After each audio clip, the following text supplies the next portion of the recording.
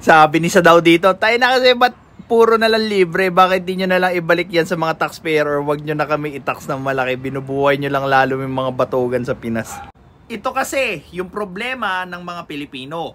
Inadapt na natin yung pagkakaroon ng victim mentality or yung tinatawag na inferiority complex na kung saan nanatili na tayong mahina at victim forever dahil may nakukuha tayo sa pagiging victim.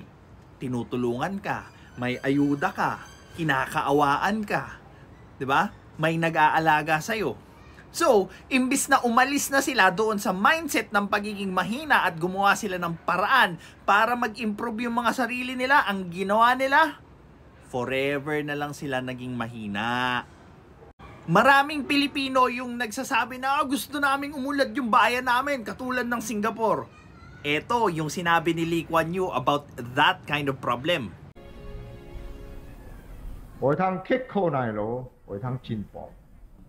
咱的社會唔通免費，社會服務啦，各款的醫藥啦、衛生啦、家庭啦，各款的服務唔通免費的。學堂津貼政府定咗津貼，但是你若是講免費嚇，遐個無社會負責任感的人，伊個家庭大大的。10個囡仔、12個囡仔，你是了的，冇辦法。Lee Kuan Yew himself already acknowledge yung problema na ganon way before i-embrace ng mga Pilipino yung ganyang mentality. Nawawalan ng social responsibility yung mga Pilipino na nakaka-receive ng tulong kasi nga nare-rewardan yung ugali nilang tamad at nagsusurvive sila dahil sa ganun. Saan ka nakakita? Libre na yung tuition fee hanggang college. Pero yung dropout mas tumaas pa.